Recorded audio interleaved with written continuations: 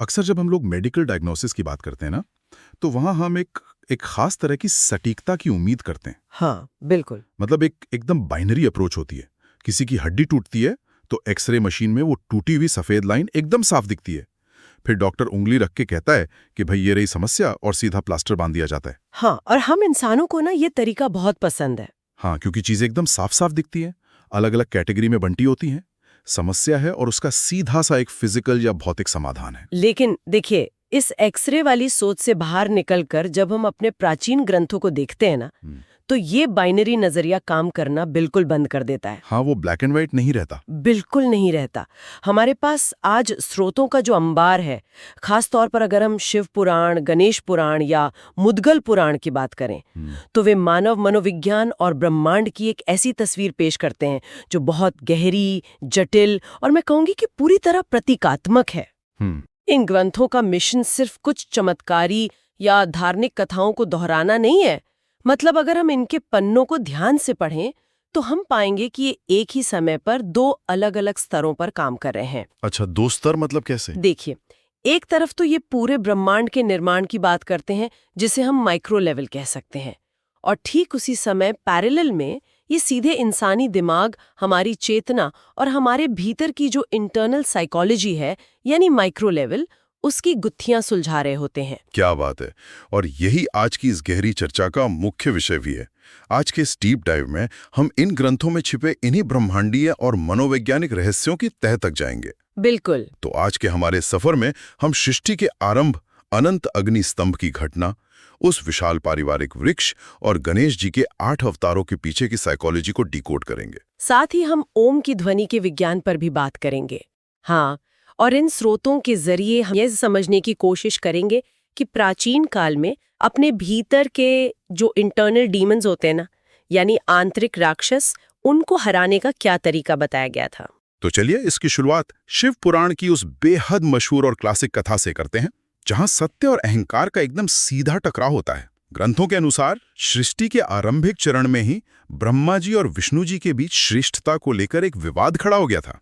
हाँ, और ये विवाद असल में यह तय करने के लिए था कि इस पूरे ब्रह्मांड का परम नियंता कौन है।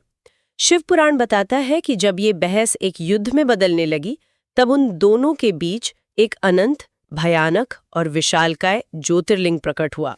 वो आग का स्तंभ, राइट? हाँ, आग का एक ऐसा स्तंभ जिसका ना तो कोई आदि था और ना ही कोई अंत।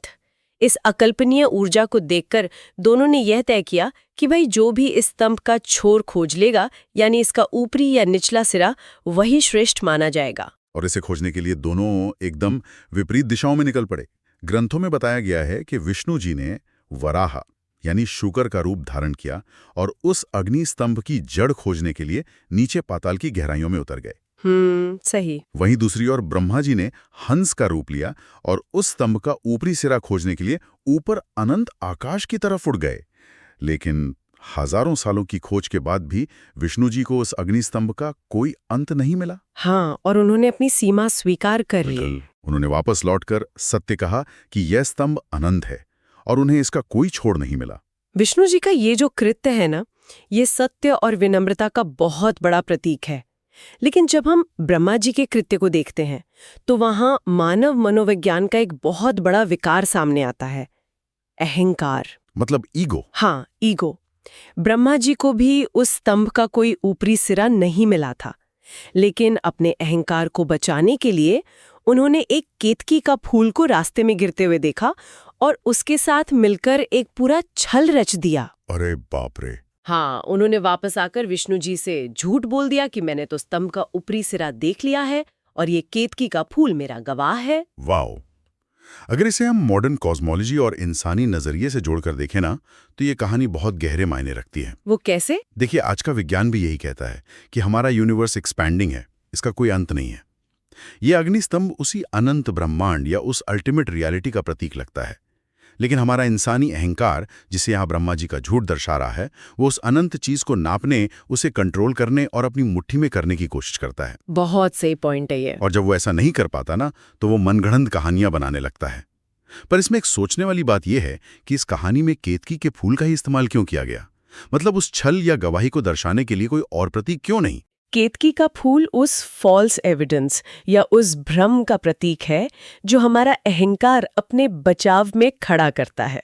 मतलब जब हम किसी बात पे अड़ जाते हैं ना, तो हमारा दिमाग अपने आप ऐसे तर्क और झूठे गवाह गढ़ने लगता है जो हमारे अहंकार को सही साबित कर सके। माइंड ब्लोइंग, मतलब हम खुद को ही धोखा दे रहे होते हैं। बिल्कुल, केतकी का फूल उसी इल्यूजन का साक्षात रूप है। ग्रंथों के अनुसार इसी क्षण शिवजी उस अग्नि स्तंभ से प्रकट हुए। उन्होंने ब्रह्मा जी के इस झूठ पर क्रोधित होकर उन्हें श्राप दिया कि सृष्टि के रचयिता होने के बावजूद उनकी कभी पूजा नहीं होगी। और केतकी के फूल को भी हमेशा के लिए शिव पूजा से वर्जित कर दिया गया। हाँ, एकदम सही। ये पूरी कथा इस बात की स्थापना करती है कि परम सत्य के सामने अहंकार का कोई वजूद नहीं है। शिव का वो निराकार रूप ये बताता है कि अल्टीमेट रियलिटी इतनी विशाल है कि कोई भी बुद्धि या अहंकार उसे पूरी तरह डिकोड कर ही नहीं सकता। मतलब वो ज्योतिर्लिंग हमारे खुद के ईगो को तोड़ने का एक कॉस्मिक रिमाइंडर है। अब इस अनंत ब्रह्मांडीय ऊर्जा और अहंकार के टकराव से थोड़ा आगे बढ़ते हैं और उस प्रक्रिया पर आते हैं जिससे इस ब्रह्मांड में जीवन की शुरुआत हुई। क्रिएशन का प्रोसेस। हाँ, ग्रंथों में सृष्टि के विस्तार और उस विशाल पारिवारिक वृक्ष या जिसे हम कॉस्मिक लिनेज कहते हैं, उसका बहुत ही दिलचस्प वर्णन मिलता है। और ये सृष्टि के विस्तार की कहानी बिना कोई एक सीधी रेखा में नहीं चलती। अच्छा। हाँ, ग्रंथों के अनुसार ब्रह्मा जी ने सृष्टि को आगे बढ़ाने के लिए सबसे पहले अपने मन से कुछ पुत्रों की रचना की, जिन्हें मानस पुत्र कहा गया, जैसे सनक, सनंदन और नारद। लेकिन हुआ क्या कि इन मानस पुत्रों ने भौतिक दुनिया में कोई दिलचस्पी ही नहीं दिखाई और वे सन्यासी बन गए। ओहो, तो प्लान फेल हो गया। हाँ, एक तरह से। तो जब मानसिक संकल्प से सृष्टि का विस्तार नहीं हुआ, तब मैथुनी सृष्टि यानी यौन प्रजनन या बायोलॉजिकल रिप्रोडक्शन की शुरुआत हुई। और यहीं से वो पारिवारिक वृक्ष बनना शुरू होता है ना। जी। ब्रह्मा जी के शरीर से मनु और शत्रुपा का जन्म हुआ। जी। फिर आगे चलकर दक्ष प्रजापति की उत्पत्ति हुई, जिनकी 60 बेटियां हुई। जी बिल्कुल। और ये वंशावली इतनी विस्तृत है कि आज हम इसे पितृ ऋण या एंसेस्ट्रल डेट के कॉन्सेप्ट से जोड़ के देखते हैं। इन 60 बेटियों में से 13 का विवाह महर्षि कश्यप से हुआ था। और पुराणों के अनुसार पृथ्वी पर जीवन की जितनी भी विविधता हम आज देखते हैं, वो महर्षि कश्यप और उनकी इन्हीं पत्नियों से उत्पन्न हुई है। मतलब सब कुछ वहीं से शुरू हुआ। हाँ, जैसे अदिति से देवताओं का जन्म हुआ, जिन्हें आदित्य कहते हैं। दिति से दैत्यों का जन्म हुआ, जिनमें हिरण्यकशिपु जैसे नाम शामिल हैं। दनु से दानवों की उत्पत्ति हुई। विनिता से गरुड़ जैसे विशाल पक्षी आए और सुरभि से गायों का जन्म हुआ। ये पूरा बायोलॉजिकल और कॉस्मिक ट्री इसी वंशावली से निकला है। और आगे चलकर इसी पारिवारिक वृक्ष में सूर्यवंश का उदय हुआ, जिसमें भगवान राम अवतरित हुए। अत्रि और अनुसुईया का वंश भी इसी से जुड़ा है। इन स्रोतों को पढ़ते हुए ना एक बात साफ समझ आती है कि परिवार को बढ़ाना सिर्फ एक बायोलॉजिकल जरूरत नहीं थी। हाँ, वो एक ड्यूटी थी। बिल्कुल, इसे एक लौकिक कर्तव्य माना गया था, जिसे पितृ ऋण चुकाना कहते हैं। जैसे राजा भगीरथ ने अपने पुरखों को मुक्ति दिलाने के लिए घोर तपस्या की और गंगा को धरती पर लाए। लेकिन इसमें ना एक बात बहुत हैरान करने वाली है। क्या? देव और दानव यानी अच्छाई और बुराई, इन दोनों के पिता एक ही हैं, महर्षि कश्यप। अगर ये दोनों एक ही कॉस्मिक फैमिली का हिस्सा हैं, तो क्या इसका मतलब ये है कि अच्छाई और बुराई कोई अलग अलग चीजें नहीं हैं? उफ, ये पुराणों का ना सबसे गूढ़ दर्शन है। जब हम देखते हैं कि देव और दैत्य दोनों महर्षि कश्यप की ही संतानें हैं, तो स्रोत ये स्पष्ट कर रहे होते हैं कि पौराणिक दृष्टि में गुड और ईविल एब्सोल्यूट नहीं है। अच्छा, मतलब ब्लैक एंड व्हाइट नहीं है। हाँ बिल्कुल, वे एक ही स्रोत से निकली हुई दो अलग अलग प्रवृत्तियां हैं। सृष्टि के चक्र को, उसके मोमेंटम को बनाए रखने के लिए इन दोनों ताकतों का होना बहुत जरूरी था। बैलेंस के लिए, राइट? एकदम सही। और अगर हम इसे माइक्रो लेवल पे यानी इंसानी दिमाग के भीतर देखें, तो हमारे अंदर भी अदिति यानी दैवत्व और दिति यानी दानवी प्रवृत्ति दोनों के गुण मौजूद हैं। वाओ। संघर्ष इस बात का नहीं है कि बाहर कोई राक्षस खड़ा है जिससे हमें लड़ना है, बल्कि इस बात का है कि हम अपने भीतर किस प्रवृत्ति को पोषण देते हैं। ये तो बहुत ही बड़ा शिफ्ट है नजरिए में। बाहरी राक्षसों और इस कॉस्मिक वंशावली को समझने के बाद अब कहानी पूरी तरह से हमारे दिमाग के अंदर बैठे इन आंतरिक राक्षसों की तरफ मुड़ जाती है। और इस विषय पर मुद्गल पुराण एक मास्टरपीस की तरह काम करता है। हाँ, मुद्गल पुराण बहुत ही अमेजिंग टेक्स्ट है। हाँ, ये ग्रंथ गणेश जी के 8 अवतारों का वर्णन करता है, लेकिन मजे की बात यह है कि ये अवतार किसी आम पौराणिक राक्षस को नहीं मार रहे हैं, बल्कि ये सीधे सीधे मानव मनोविज्ञान के विकारों का वध कर रहे हैं। बिल्कुल। मुद्गल पुराण की ये जो पूरी रूपरेखा है वो पूरी तरह से इंटरनल साइकोलॉजी पर ही आधारित है। हर अवतार और हर राक्षस एक विशिष्ट मानसिक अवस्था का प्रतिनिधित्व करता है। जैसे उदाहरण के लिए जैसे गणेश जी के पहले अवतार वक्रतुंड ने मत्सरासुर का वध किया। मत्सरासुर ईर्ष्या और जलन का प्रतीक है और वक्रतुंड का अर्थ होता है मुड़ी हुई सूंड। ये दर्शाता है कि ईर्ष्या जैसी जो जटिल भावना है ना, उससे निपटने के लिए आपको सीधे टकराव के बजाय एक घुमावदार, फ्लेक्सिबल और समझदारी भरे दृष्टिकोण की आवश्यकता होती है। क्या बात है। और इसी तरह एक दंत अवतार ने मदासुर यानी अहंकार के राक्षस को हराया। एक दांत का टूटा होना यह प्रतीक है कि कई बार अपने ईगो को हराने के लिए या परम सत्य तक पहुंचने के लिए हमें अपने ही किसी हिस्से का या अपने ही किसी विचार का बलिदान देना पड़ता है। बहुत खूब। फिर महोदरा अवतार ने मोहासुर यानी मोह और भ्रम को हराया। उनका बड़ा पेट ये बताता है कि जब पूरा ब्रह्मांड उस एक पेट में समा सकता है तो फिर इन छोटी छोटी सांसारिक चीजों से कैसा मोह। हाँ, और इसके आगे गजानन अवतार ने लोभासुर यानी लालच का वध किया। लेकिन मुझे जो सबसे दिलचस्प लगता है वो है लंबोदर अवतार, जिन्होंने क्रोधासुर को हराया था, राइट? हाँ, गुस्से के राक्षस को। लंबोदर का अर्थ भी बड़े पेट वाला ही होता है, लेकिन यहाँ उस बड़े पेट का काम है गुस्से की नकारात्मक ऊर्जा को पचा लेना। क्योंकि क्रोध इंसान को अंदर से जला देता है। बिल्कुल। तो लंबोदर अवतार हमें ये सिखाता है कि गुस्से को बाहर रिएक्ट करने के बजाय उसे अपने भीतर होल्ड करना और उसे पचाकर शांत करना ही असली जीत है। इसके अलावा विकट अवतार ने कामासुर यानी वासना को और विघ्नराज ने ममासुर यानी पॉजेसिवनेस या ये सब मेरा है की भावना को हराया। इस पूरे प्रसंग को पढ़ते हुए ना ऐसा लगता है जैसे हम किसी प्राचीन थेरेपी सेशन में बैठे हों। हाँ, लिटरली ऐसा ही लगता है। मतलब गणेश जी शारीरिक रूप से किसी मॉन्स्टर से लड़ने के बजाय एक कॉग्निटिव थेरेपिस्ट की तरह हमारे भीतर के ईगो, लालच और गुस्से की जड़ों पर प्रहार कर रहे हैं। हाँ। और गजानन लेजेंड के इन्फोग्राफिक में तो उनकी सूंड की दिशा तक को न्यूरोबायोलॉजी से जोड़ा गया है। बाईं तरफ मुड़ी हुई सूंड ईड़ा नाड़ी को दर्शाती है, जो शीतलता, शांति और समृद्धि लाती है। वहीं दाईं तरफ मुड़ी हुई सूंड पिंगला नाड़ी का प्रतीक है, जो अग्नि, तप और लिबरेशन यानी मुक्ति का मार्ग है। ये तुलना ना एकदम सटीक बैठती है। देखिए, पुराणों में गणेश जी को विघ्नेश्वर यानी रुकावटों का देवता कहा गया है। अब सोचने वाली बात यह है कि जो भगवान विघ्न हरता है उसे विघ्न पैदा करने वाला क्यों कहा गया? हाँ, ये तो एक पैराडॉक्स लगता है ना।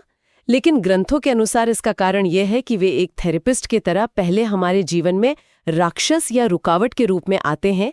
जब इंसान का अहंकार बहुत बढ़ जाता है तो वो जानबूझकर एक अड़चन खड़ी करते हैं ताकि वो अहंकार टूट सके। अच्छा, हाँ। और जब इंसान उस रुकावट से अपना सबक सीख लेता है तो वे उस विघ्न को हटा देते हैं।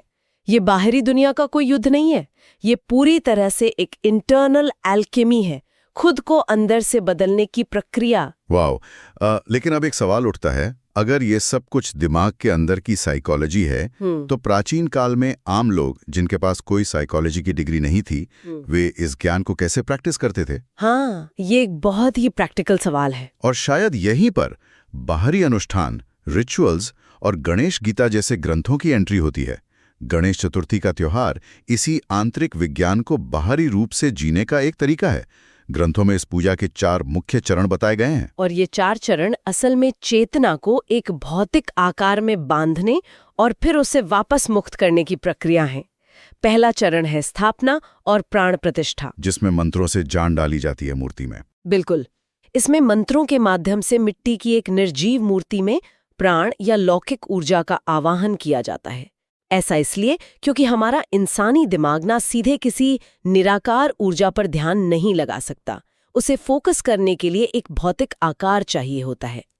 सही बात है। दूसरा चरण है षोडशोपचार पूजा, जिसमें 16 अलग अलग तरीकों से उस ऊर्जा की सेवा और आराधना की जाती है। और इसी आराधना के दौरान 21 कवर रहस्यमयी आंकड़ा सामने आता है। पूजा में 21 दूर्वा घास चढ़ाई जाती हैं और 21 मोदक का भोग लगाया जाता है। दूर्वा घास का इस्तेमाल इसलिए क्योंकि उसमें वातावरण से ब्रह्मांडीय ऊर्जा को एब्जॉर्ब करने की अद्भुत क्षमता मानी गई है। हाँ, और मोदक विजडम यानी ज्ञान की मिठास के प्रतीक हैं। बिल्कुल। और फिर आता है आखिरी चरण, विसर्जन। विसर्जन इस पूरे रिचुअल का सबसे गहरा दार्शनिक पहलू है। हम उस मूर्ति को पानी में विसर्जित कर देते हैं, जो ये दर्शाता है कि ईश्वर सगुण रूप यानी आकार से वापस निर्गुण रूप यानी निराकार में लौट गए हैं। मतलब आप ऊर्जा को बांध कर नहीं रख सकते। नहीं, बिल्कुल नहीं, आपको उसे छोड़ना ही पड़ता है। और इन अनुष्ठानों के पीछे जो दार्शनिक आधार है ना, वो गणेश गीता में बहुत विस्तार से मिलता है, जो गणेश जी ने राजा वरेण्य को सुनाई थी। अब यहाँ मेरे मन में एक बहुत ही तार्किक सवाल खड़ा होता है। पूछिए। हमारे पास पहले से ही भगवत गीता मौजूद है, तो इस गणेश गीता का क्या उद्देश्य है? दोनों ही ग्रंथों में कर्मयोग, भक्ति योग और ज्ञान योग की बात की गई है। दोनों ही जगह योग को समानता या इक्वानिमिटी के रूप में परिभाषित किया गया है, एक ऐसी मानसिक अवस्था जहां सफलता या असफलता का आप पर कोई असर ना हो। तो फिर इन दोनों में मूल अंतर क्या है? देखिए, दोनों ग्रंथों के बीच का सबसे बड़ा अंतर उस माहौल और उस श्रोता का है जिसे वे सुनाए गए थे। अच्छा, कॉन्टेक्स्ट का फर्क है? बिल्कुल। भगवत गीता कुरुक्षेत्र के एक हिंसक युद्ध के मैदान में सुनाई गई थी।